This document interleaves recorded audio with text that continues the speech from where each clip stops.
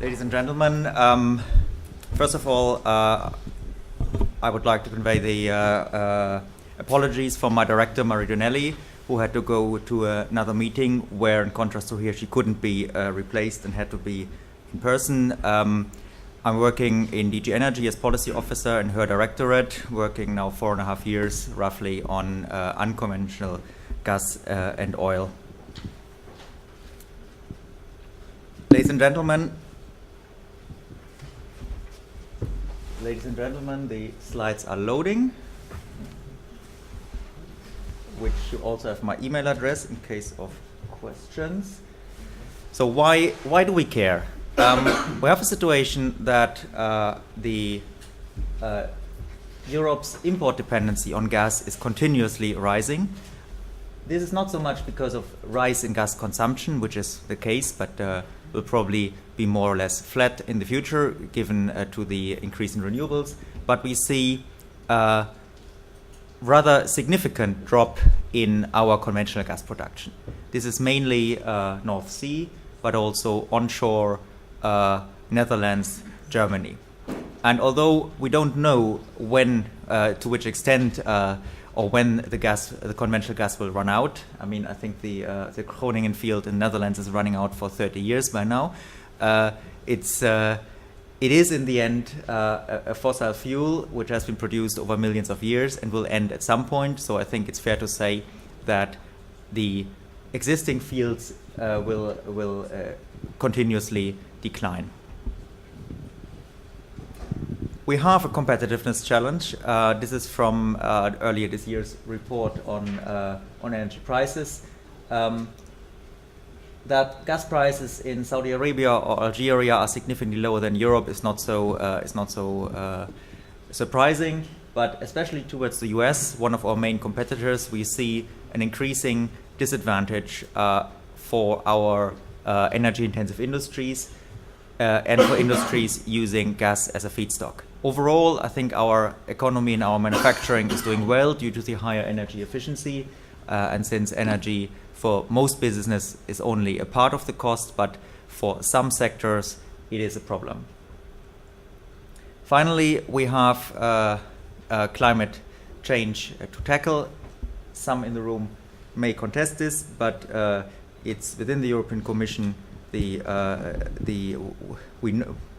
convinced, proven by science, that we have greenhouse gas emissions. We need greenhouse gas emission reductions, and hopefully European Council in a week's time will set us on a track towards and agree on clear greenhouse gas reduction objective for 2030, so we can reach our long-term objective of decarbonization of our energy scheme by 2050.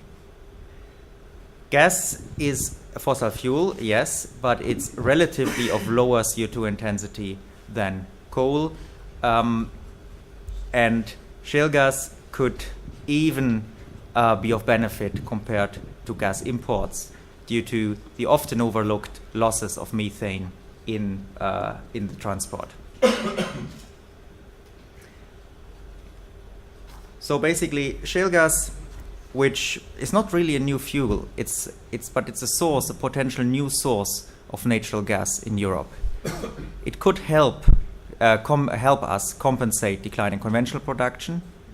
It will definitely, or most likely, not make us energy independent, but every cubic meter we produce within Europe does not have to be imported. Every cubic meter we produce in Europe would also help us keep prices in check. If price reductions, I don't know, but I think the more supply you have, the lesser at least prices would rise. The more supply compared to demand, the better. I will definitely not go into price predictions. There are lots of consultancies around where you can buy this information for a lot of money. And also for climate, it could, especially for some countries heavily reliant on coal, be seen as a secure but still low carbon intensive, relatively speaking, low carbon intensive energy supply. This does, of course, not mean that we give up on combating climate change. It should not mean that we do less for renewables, and that we less strive in our efforts to increase energy efficiency. This all should be done in any case. And that's also why the Commission is of the opinion that shale gas, Mr. Federley said, it's not on the horizon that we subsidize it, and I think we should not subsidize it. Shale gas is a potential new source of natural gas, which if companies find it economic and if it's acceptable to the public and in line with our environmental law, can and should be exploited. What actually is happening in Europe? Indeed, the situation is different than the US. When I was in the US some time ago, and I said, yeah, we have now 60 wells drilled in Poland, they laughed. They said, okay, in the same time, over 2 years, we had several thousand in Pennsylvania. So I think it's fair to say that we have many licenses, many interests, many conferences, many discussions, but actually not so much ongoing exploration projects. We have around 60 drillings in Poland and 25 hydraulic fracturing tests, half a dozen in the UK. We had some in the past in Sweden and Germany. We have now projects in Romania, but overall the scale of activity is relatively low.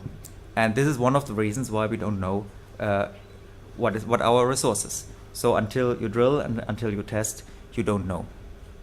The only thing I can say is that there are private companies continuing to invest money in exploration, which can be seen, I think, as a sign that they see a potential.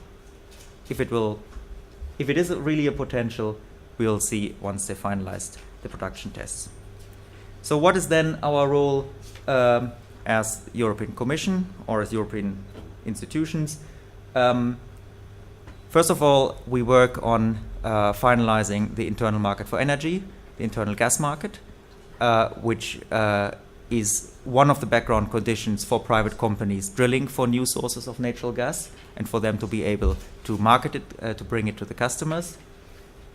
Secondly, we have to work on the right regulatory framework.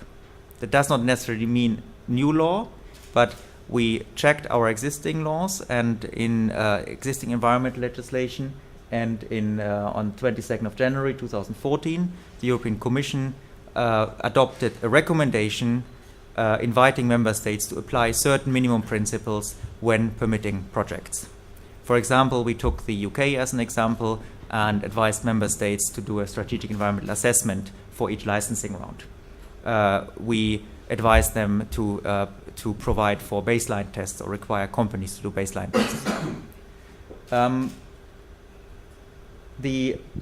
The attitude or the policy line of the European Commission towards shale gas or natural gas from shale formations was further outlined in the European Energy Security Strategy, where we clearly stated that shale gas can contribute, competitive sources of natural gas from shale formations can contribute to European energy security, and we asked member states to facilitate this by applying our recommendation and thereby also facilitating exploration projects. What is the follow-up?